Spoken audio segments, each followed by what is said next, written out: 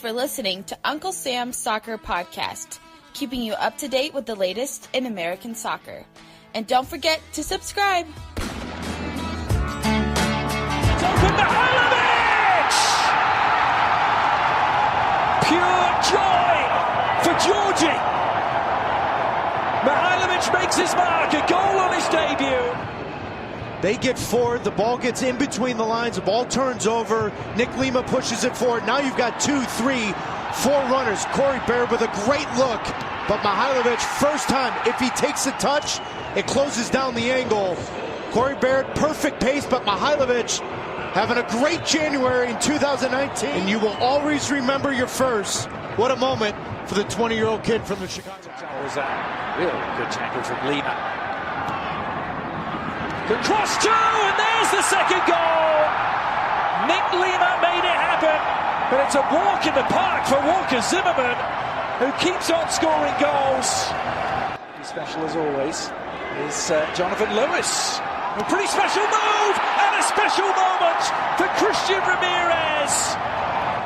Christian Ramirez, his entire career, his entire life, he's been a goal scorer.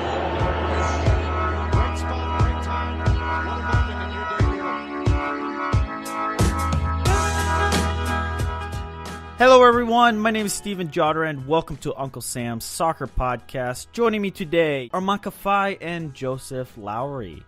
This week is all about the U.S. men's national team. Please make sure you follow the show on Twitter, Uncle Sam's Soccer Pod. Make sure you subscribe to all the podcast platforms out there. Give us a 5-star rating. Now, let's get to today's show.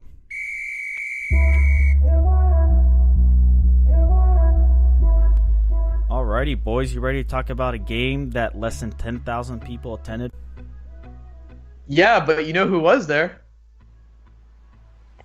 Not me. Me, I was there. It was fun. Not the best crowd, but I think a good game that we can drop. Joseph, an entire side was empty. It's a football stadium, Armand.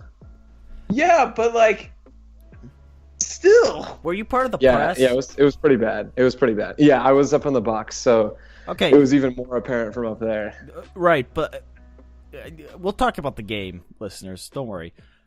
Were the players asked about the attendance whatsoever? I know Berhalter commented something saying it wasn't in his control and his focus is on the field, blah blah blah. But did anybody bother to ask any of the players? I don't think so. I think most of the presumed responses. I mean, yeah, I guess that's a danger. No, I don't think any of the players were asked. Although I don't think they would have given any super specific answers either. That was disappointing to see, to be honest. But I mean, Well, at least 10,000. At least 10,000. When you guys were sending out the text about when Kevin Baxter tweeted that U.S. spokesman said 6,000, more than 6,000. It's like, is that like a brag? He's saying, "Wow, we sold more than 6,000 tickets." That's when you knew, going up against the Royal Rumble. I don't know if Phoenix is the best place for that. But then Joseph wouldn't be able to go, so. We're kind of a weird conundrum. That's right. It's a paradox. Well, Lexi Lawless tweeted out, the U.S. men's national team doesn't deserve better crowds, attention, or respect. That is earned, and much of it was lost in 2017 and 2018. It is up to Gregg Berhalter and this new cycle players to earn it back. He's not wrong there, but I think it's not the fact that U.S. men's national team deserves better crowds, the attention, respect. Much of it was lost due to them. But for some reason, we still don't put enough blame on the federation or even the players. Why do all the players from 2017 get a pass? Why are we going to put more expectation on these players? But again, look, we had a 3-0 result here. Joseph Lowery was there. What do we open up with? Again, the same topic that we've been talking about for the last 18 months. What, they're missing the World Cup? Yeah, it always goes back to that. And Joseph, Armand, Jake, and I, in our text just talking about the game as you were there, I think it was you, Armand, that brought up isn't that funny? Some people thought missing the World Cup was going to be a good thing. Yeah, because I mean, you on Twitter, I was reading some things, and people were like, "Yeah, if the U.S. missed the World Cup, might be a good thing. Might be a complete revamp of the cycle or whatever." I mean, as evident as we saw and as we have been seeing it kind of. I mean, look, it led to more people like paying attention to the presidential elections, but did it actually matter in the end? I'm not sure. To me, it was the worst thing that could happen to U.S. soccer as a whole. Because you're sitting here, no one cares about the U.S. men's national team playing, except for us. That's why we're talking about it, and our listeners, because y'all enjoy it as well. But I mean, outside of us, I mean, I feel like not a lot of people knew. I mean, I'm not sure, did SportsCenter pick it up or anything? I don't think it was a big deal. I think people honestly didn't realize that the U.S. was playing today or yesterday. Excuse me. Yeah, and I think part of the the reasoning behind thinking missing the World Cup could have potentially been a good thing. In hindsight, especially, it's super naive, right? To think that was going to spur on, or to hope that was going to spur on the change within the federation, the systemic change that so many of us want to see. So yeah, I think I absolutely agree that missing the World Cup had little to no benefit in hindsight, and it probably set back much more than it had any actual change. And it sets back, I think, the next. I think when we get to year 10 of the setback, I think you'll notice it more so than you see it at years 1 and 2. Because at the moment, youth soccer, you don't feel the ripples effect of missing out the World Cup.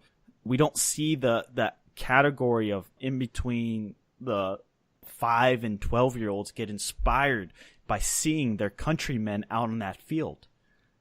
Think about the inspiration the women are going to bring to young girls here in this upcoming year, because they will be at the World Cup, and young girls are going to sit there and be inspired. Maybe men are too, but when you see yourself and you see yourself potentially doing what they're doing, whoever it may be, men or women, it's inspirational. We're going to miss that because nobody qualified for the 2018 World Cup, and who knows what the U.S. would have done, okay? Who knows? It's whatever. But Joseph, you were at the game. Listeners, you heard the highlights from Taylor Twellman and play-by-play guy Adrian Healy. Joseph, what were your initial thoughts post-match? My initial thoughts were almost cautious optimism, I guess. So, I mean, first you have to start with the fact that the U.S. was playing against a pretty weak Panama team. So I think that has to be said as a disclaimer before we get into any other aspects of the game. But I really enjoyed seeing the contrast in style and just overall team cohesion for the U.S. compared to what we've seen more recently under Dave Sarakin. Now we have a full-time coach and a guy that knows how to coach and how to set up a team to be somewhat dangerous tactically. And I enjoyed, just from a tactical perspective, watching a team play some interesting soccer. It's funny because I feel like we haven't seen a tactical performance like this for a long time, no? Even under Bruce Arena, it didn't seem all so, tactical in terms of this, that. There wasn't an innovative, tactical style. And with Jurgen Klinsmann, the players were confused and had no idea what the hell was going on 90% of the time. I mean, you had them lining up for a 3-5-2 2 days before. I mean, the earliest I can think, seeing a performance that was very rigid in tactics was that USA-Mexico game where I was really happy with Bruce Arena getting that draw when they ran at 3-4-3 and Bradley had that 50-yard chip to give him that 1-1 draw. But I mean, for the first time it feels like forever, we see a team with, I think, what you're saying, Joseph, a tactical identity. They aren't acting lost and confused. Under Sarakan, there wasn't any tactical identity. We all know this. They're just out there playing, having fun, being soccer. Oh, I love soccer, this and that. But with Berhalter, there's a sense of tactical direction that we haven't seen from a U.S. men's national team in such a long time. You saw, what they had instructions, identity, and I feel like fans, writers are like, whoa, tactics, this is a thing, what's going on here? And I think that's why, some people are, really excited about what they saw, because for the first time in 12, 18, whatever, however long months, we're seeing some sort of tactical identity with the U.S. men's national team. Well, I'm going to be a little bit different. What was the Federation doing last year? Why did we not get Gregg Berhalter at the beginning of the fall friendlies when we were playing Mexico, Brazil, Italy? Those friendlies were meaningless. We see nothing from that. Gregg Berhalter clearly has a plan in mind. The fact that the Federation did not decide to hire him earlier it's just pure stupidity from the Federation. We could have had the chance to see the European players come in on their debut under Gregg Berhalter and see something. But we're going to miss the fact that Gregg Berhalter had an interesting dynamic. He saw something and he wanted to try it out.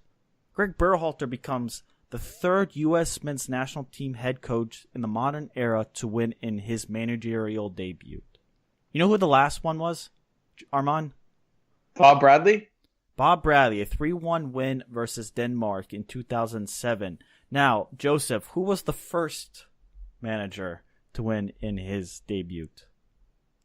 Oh, gosh, I don't know. You weren't even born. Promise you that. Oh, wow. Jeez. It was in the press release at the game yesterday, but I can't even remember. Bora Milutinovic, I butchered that. 1-0 win versus Uruguay, May 5th, 1991. But to me, why are we waited those, what did we do the last 3 months when we had the chance to put young guys, Berhalter, and against better competition? No, we had to play, the 71st team in the FIFA rankings? Panama in front of less than 10,000 people? Yeah, this is a great look. Great look. Well done, U.S. Soccer. Fantastic. Round of applause. I mean, what smart people you are for putting a C team with a new manager in a football stadium with half the stadium closed, and then it looks like a USL game in the middle of the summer when the team is absolutely a joke. That's what it felt like watching yesterday. And the players were great. I thought it was interesting to see them play because every player seemed to have a job. It's like they suddenly understood what their role was on the pitch. And when's the last time we can honestly say, wow, hey, I understood what their plan was, Armand, Joseph. When was the last time you could honestly say U.S. men's national team had a plan? I'm telling you, I would say U.S. at Mexico, June 11th. I want to say 2016, 2017, that 1-1 draw with Michael Bradley. That's the last time I feel like they had a plan, to counter Mexico's 4-3-3 to win with the 3-4-3. That's the last time I can think of anything. Yeah, my answer is not recently, Stephen. Gregg Berhalter, guys. Do you guys like the system that he ran? This Pep Guardiola-esque movement, high press, lots of passing. This system that seems to be very fluid, and it changes on the dime when they go forward and when they defend.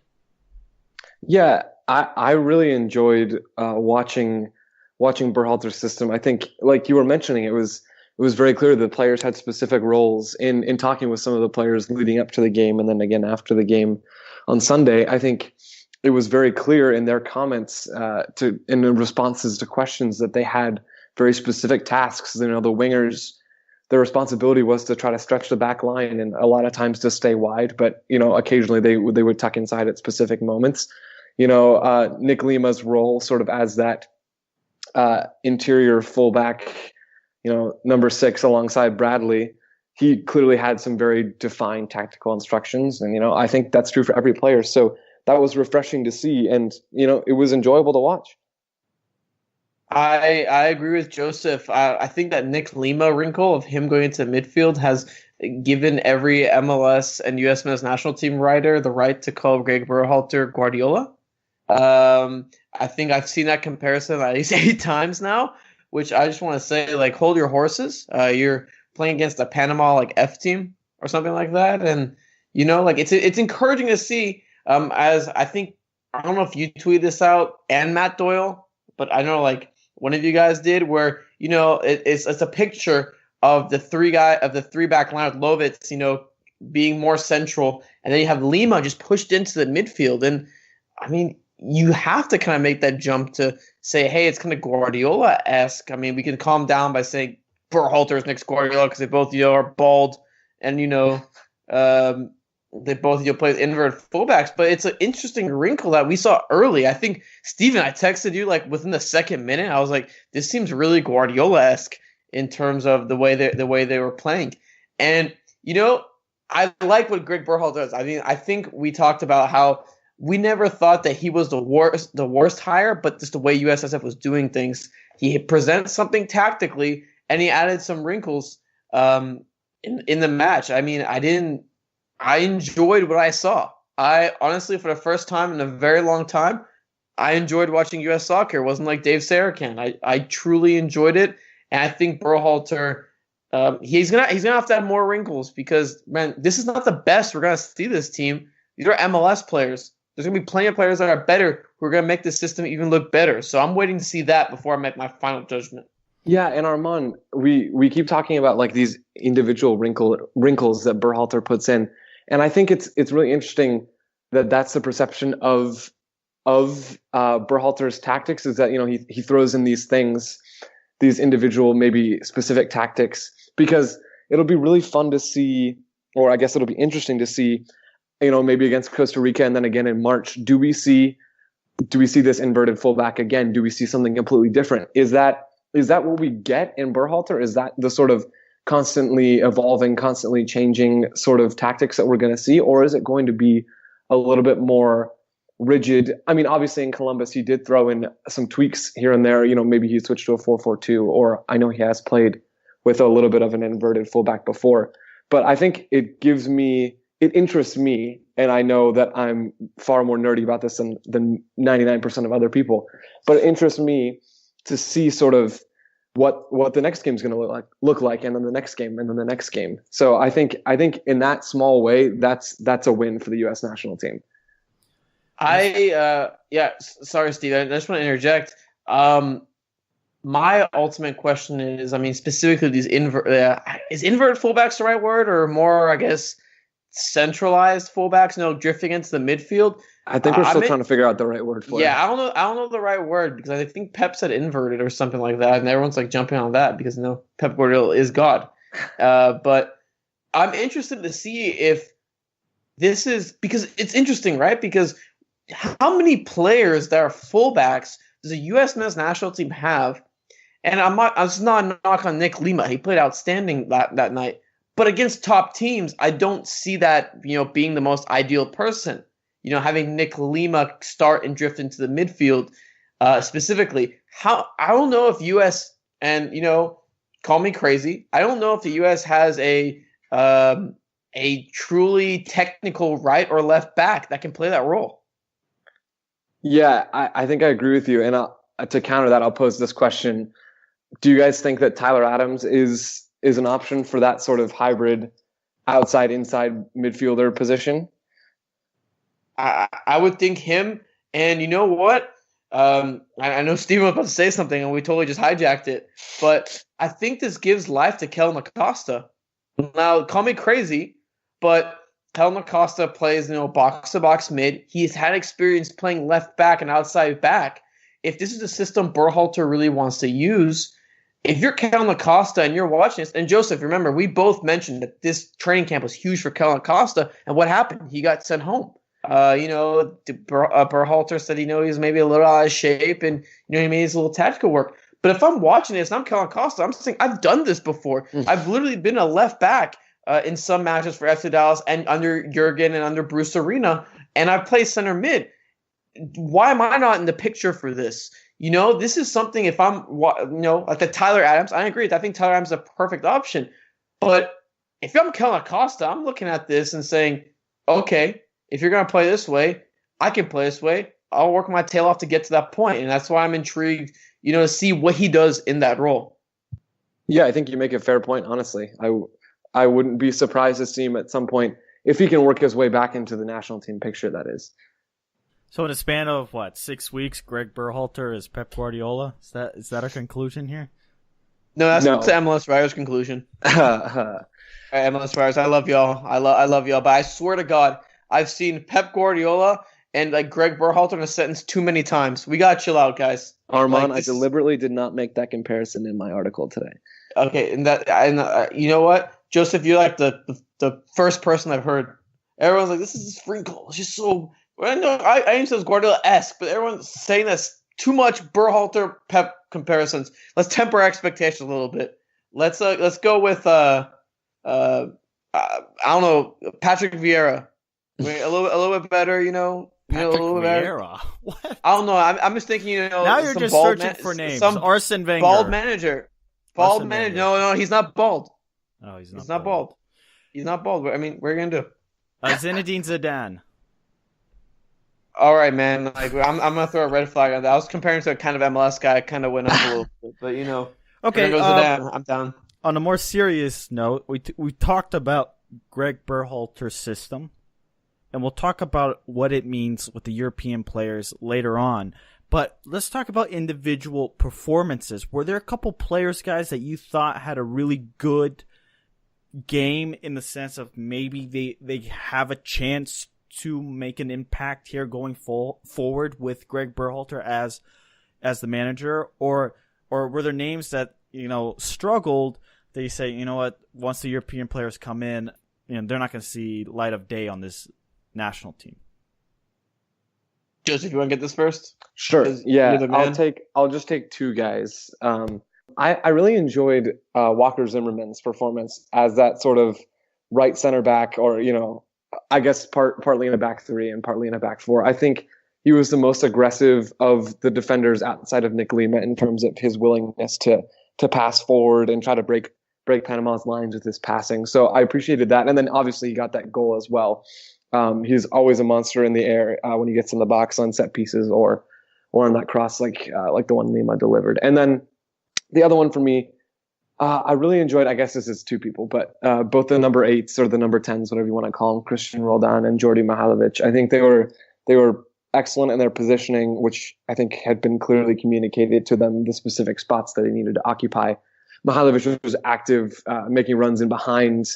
Roldan was good with the ball at his feet, sometimes a little bit too assertive probably on his own, but I think you'd rather have that than too passive. So I really enjoyed both of their performances as well. What about you, Armand? I'll give you two names as well. You know, the downside of that performance, if I'm Kellen Costa watching, is Roldan's performance. You know, I can see, you know, Berhalter said that 2 number 10s quote, and it really throws me off. But I mean, Roldan as a, I guess, box to box was really good. I mean, as well. I mean, I don't know if he got as much defensively, but you know what he gave, you know, going forward, those late runs. I think Roldan has a future with his national team, and I think that's pretty amazing to say. You know, I think especially, you know, he's been developing with the Sounders and whatnot, and I think it's awesome to see Roldan, you know, finally get a chance to the national team. And you know, I'm gonna go with a little bit of a hot sports take.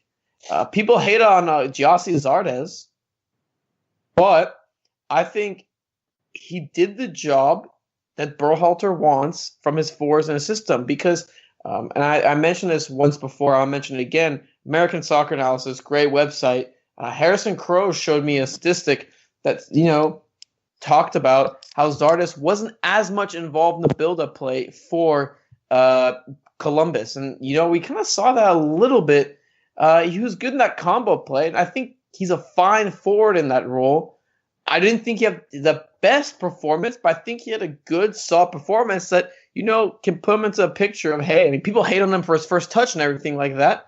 But look, I think he had a good, solid performance, you know, at least spark a little bit of a conversation of, hey, he did his role the right way. And I think the most important thing with Berhalter's system is, do you know your role? If you know your role and you know your specific instructions, Berhalter is going to like you and this team is going to succeed. I don't think it's as much about individual talent as it is as KYR, you know your role, know your personnel, know how you're going to be used within the system. I think Zardes understands that well, and he showed it that night. Yeah, I 100% agree with you. I didn't necessarily agree upon first viewing, and then I went back and talked with a couple of people, and I think Zardes performed his job. He knows his role, like you were saying. He can stretch the back line. His movement is pretty good.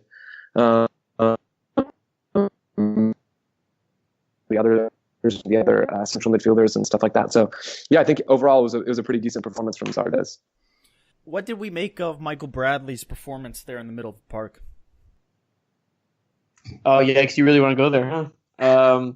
The most polarizing figure on Twitter, U.S. men's national team, Twitter hates him. Everyone else, a lot of people were saying he was very good. Look, your alternative is Will Trapp in that spot.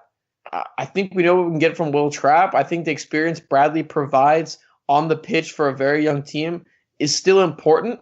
And I think I said on the show a few weeks back that, seeing Bradley in a closer role would be ideal for the future. I think Bradley still has a role with the national team. I think he had a pretty good performance, but let's hit the brakes on, talking about his performance being marvelous or outstanding against a team that, Bradley should be amazing and marvelous against. This Panama's C team. This is a guy who's played at Roma, has played the highest level in MLS in the CONCACAF Champions League. This is Panama's C team. This is nothing for Michael Bradley. But I mean, I thought he played pretty well. Some of the hate towards him, there's still animosity from missing the World Cup, and as there should be. But I still think he has a role, and I think he played really well that night.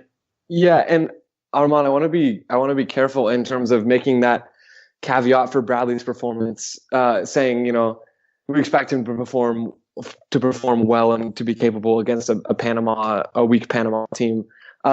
I think we need to make that caveat for every player and even for the system in general. So yeah, that's fair. Mm-hmm. I'm willing, especially since I am pretty bullish on the overall tactical adjustments that Berhalter made and the system in general. I'm willing to say that Bradley performed well and to let him sort of move on to the next game and see if he can offer that against Costa Rica. And then, if he performs well, then maybe we see him again in March and stuff like that, which is interesting because I think, I can't remember for sure, the last time we talked, I think I was ready to jump off the Bradley train pretty firmly.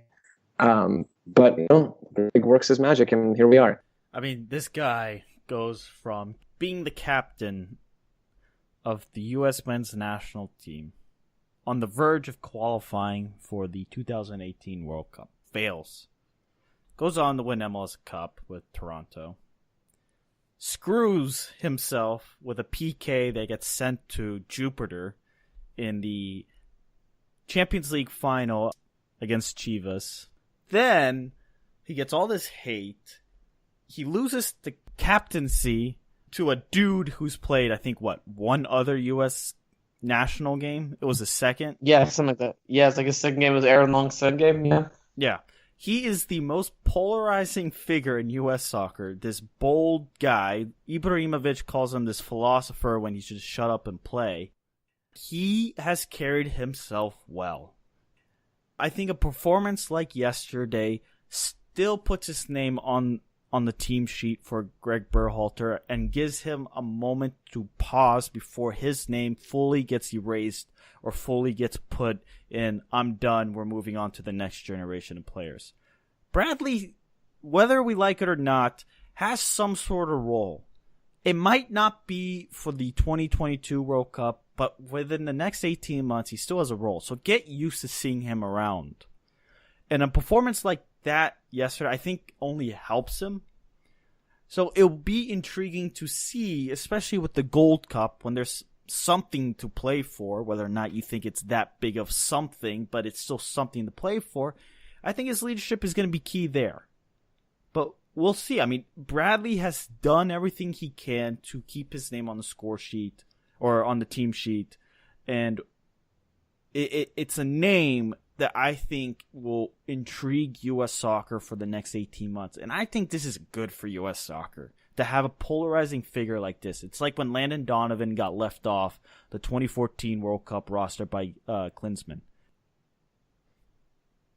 Yeah, I mean, the funny thing is with Michael Bradley is, I mean, what at that role, what other option do you really have? Because, I mean, I know we want to talk about European players, but I kind of want to, I guess, help segue into that by, talking about what other options do you have. I mean, European-wise, I don't know if you're going to put Weston McKennie there. I think maybe he's better more as an 8. If we're going to put Tyler Adams at that right wing, center mid / whatever role, who else do you have? Am I forgetting anyone, Joseph, or is there a person like Will Trapp? I think we're probably looking at Will Trapp and Michael Bradley for the near future at least. So I agree, the options are pretty limited right now. Like potentially a Keaton Parks if he can get playing time and getting that 6 role. But I don't even think he's good at that 6. I think he's better at the 8. So I mean, what other option? I don't see another really good option. I mean, obviously things can change. We're 3 years away from the World Cup, but right now I do not, unless I'm forgetting someone, which I feel like I am, but I feel like I'm not either. It's one of those weird situations. I feel like we're just talking about Bradley and Will Trapp, and it's just like, I mean, Bradley's a better Will Trapp experience. What else do people want? And I'm going to put on my tinfoil hat here for a second and say that, if Bradley becomes, if he stops being useful to Berhalter and to the system, and Will Trapp is deemed not enough, or Will Trapp is deemed a worse Michael Bradley with less experience, and Chris Durkin maybe is the up and coming guy who's not ready yet, then maybe we just see a different interpretation of the 6. Maybe we see a guy like Tyler Adams at the 6 performing. Let me say this: I don't think any part of me says that Tyler Adams couldn't perform Michael Bradley's role from last night if he was asked to. I agree. So I mean, then you can talk about, well, if that's not his best position, is that useful? But it wouldn't surprise me to see if there's just a complete lack of number 6s in that Bradley style. It wouldn't surprise me to see that position either become irrelevant for Berhalter or to shift in a way that fits another positional style. So I don't know. That's just another thought on it. But I agree. Bradley's role is interesting now because there's such a lack of other players that are like him. And, he is that polarizing figure. So there's always going to be the storylines. I mean, other options you're talking about is like Russell Canoes and Danny Williams, Chris Durkin. I mean, Durkin and Canoes have potential, but they're not there yet. They're not there yet. And you know what? You can say whatever, youth movement, whatever. Look, Bradley's experience throughout the camps help. They help. I talked to Reggie Cann after one of the camps, and Michael Bradley helped him, transition, get his first, when he got his first cap. All these things, and I think a guy with experience is a little bit underrated. I mean, sure, he's older, but you can't just throw the kitchen sink and be like, all right, man, go have fun. We saw them do that against Italy, and we saw that happen. It looked terrible. It looked awful. To me, yeah, Steven's right. We're seeing Michael Bradley for the foreseeable future. If people like it or not, Berhalter has said nothing to make me think otherwise, that we're not going to see him. And unless you want to see more of Will Trapp, which is kind of a Michael Bradley light, if you ask me, we're going to see more of Michael Bradley. And I don't think it's an issue. And you know what? If he's a polarizing figure, let him try to be a lion that doesn't care what the opinion of the sheep, as he said in his own famous words. Yep. Sheeps and what? Lions? Sheeps and lions. We'll never forget that. Yeah, we'll something always like that. remember That Michael Bradley about sheeps and lions. What a comment. God, that guy. Talk about polarization. That guy still. When I hear Michael Bradley, I generally want to punch a hole in the wall. Sheeps and lions. God. Anyway, guys, Gregg Berhalter began a system here. He has a system. Now, when we start to see the real European players come in, how do you think this system's going to take shape? Has he put out a foundation in which we're going to start to see familiarity with how this U.S. team is going to play going forward? Or do you think this was him spending the last 3 weeks working on these players, rolling something out, and we'll see some sort of change against Costa Rica, and then, once we do have an official friendly in the FIFA window, things are going to be again all the way redone? I'm gonna hop in here. Yeah, I think it's going to be a little bit of both, right? So I think the basic principles that Berhalter teaches in his training sessions and we can see on the field are going to remain consistent. I think we're going to see some element of vertical rotation from the outside players. So, maybe in one instance, the center mid is occupying one vertical channel, and the next instance he's occupying a different one. Things like that. I think we'll see somewhat of a similar setup. But then again, I think based on the personnel, Berhalter would be foolish not to sort of adapt what he does specifically to fit the roster he has. So if he doesn't have a fullback like we were talking about earlier that he thinks can tuck in and be effective as sort of a central midfielder at times, then maybe we won't see that. Maybe we'll see DeAndre Yedlin, if that's the right back, staying wide, and that adjusts how the rest of that right hand side plays. So I think it's going to be a little bit of both. I think we're going to see some similarity and some principles remain consistent, but at the same time, I think we definitely will see adjustments from one camp to the next. I hate to agree with Joseph. I won't agree with him here, but I do feel like he really wants to go with that fullbacks being central. I know it's one small tactical thing that we want to talk about because it just pops out because it's such a it's not something you see every day when you see the fullbacks. Like, you only see it on NBC on Saturdays when Guardiola is playing against Burnley or something like that. When you have Delph and I'm trying to remember the other fullback. I can't. But you have Fabian Delph and Kyle Walker. Kyle Walker, there you go. The City is my favorite team. I can't remember their freaking players. Come on, man. Tucking in. I think Berhalter really wants to implement that. And you know what? I'm looking at the European, I'm looking at the roster. I'm looking at, the pool, the entire pool. I don't see anyone that really has that. I really don't.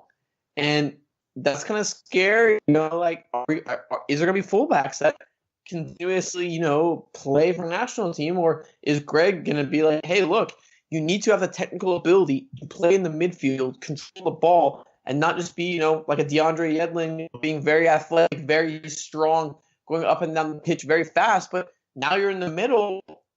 Can you do that with DeAndre Yedlin? It's a bunch of questions that you got to ask. But like I said at the beginning of this pod, I believe we haven't seen the best of, and this is obvious, the best of the system because there's so many better players in the pool. We're going to see, a guy like John Brooks come in. We're going to see a guy like Christian Pulisic play that Jordi Mihailovic role potentially. And we're going to see that, and we're going to see how it's going to work out. We're going to see Josh Sargent potentially at the forward role, or Josie Altidore. Hell, we're going to see all these different options coming in and out. I think Berhalter needs to adjust, but I think Joseph hit the hammer on the head here. The basic principles will stay there. So whatever those basic principles are, high pressing, get the ball back, energy, potentially that fullback, being more inverted, those key principles, we're going to see those. We might see some wrinkles somewhere else, such as in the attack and potentially in the midfield. Maybe instead of 2 number 10s, we should have 1 number 10 and maybe some common 6-8-10 rotation. That's how I look at things with Berhalter adding the European players into the mix. So the next match is Saturday, February 2nd, day before the Super Bowl, against Costa Rica, 3:30 p.m. Eastern Time on Fox Unimas. Fellas, any expectations going into this match? Do we expect Berhalter to kind of get a new set of players out there on the field just to get them some game time? I don't think we'll see a whole new set of players. No, I think we'll see a little bit of rotation, maybe 3 or 4 guys changed out from Panama to Costa Rica. But I think we'll see a lot of similar guys. At least that's my expectation. Could be wrong. I'm gonna go with you're gonna see. I'm not sure if we'll see the same guys, to be honest, Joseph. I think Reggie Cannon. I think will get minutes. I think when Nick Lima started there, I think it was a given, and Reggie didn't play either. I wouldn't be surprised to see Will Trapp start as well. Maybe Jonathan Lewis gets some extended time. Maybe I'm saying exactly what you're saying, but I'm just thinking about it too hard. But I do expect some rotation. And the thing I'm specifically looking for is to see what principles stay. Because whatever principles, continue to stay, maybe Berhalter changes the entire system to try out something new. But there has to be some key principles in place that stay, right? The high press, whether, the forward gets more involved in the buildup and whatnot. The 2 number 10s, are these going to be principles that we see game in and game out? Are these going to be the forte of Berhalter's U.S. men's national team system? Or are we going to see something completely different with Berhalter experimenting with something brand new? That's what I'm looking for. It's a game where I feel like you just have to watch the first 45 minutes to understand where you're going to see from the match. But, outside of that, I'm not sure if I'm expecting much, to be honest with you. It's fun to think about these things, and it's fun to think about these things again. So if that's my only takeaway from this game against Panama and my only preview aspect for Costa Rica, I'm interested to see these players, these MLS players that are not, many of them are not first choice. I'm interested to see them perform, which says a lot. And then I'm also interested to see, like Armand is saying, what Berhalter does. So for me, that's sort of a small win here. Well, there you have it. U.S. men's national team back, I guess, in the right direction, pointing in the right direction. I think that's fair to say. Listeners, let us know. Gregg Berhalter, next Pep Guardiola. I don't think we said that on today's show, though. Follow Joseph Lowery, Joe and Cleats. You changed your profile pic, didn't you, Joseph? I did. Handle's still the same, but the picture's different. It's really me, guys. Shout out Cleats. Joseph. No more Cleat as his picture anymore. So huge, big J journalist moment right there for Joseph. Making moves, guys. Catch his work on The Athletic at Armand Kafai. Armand, Pro Soccer USA, covering FC Dallas. I'm Steven Jotter, and we'll be back next weekend with some new content. Until next time, take care.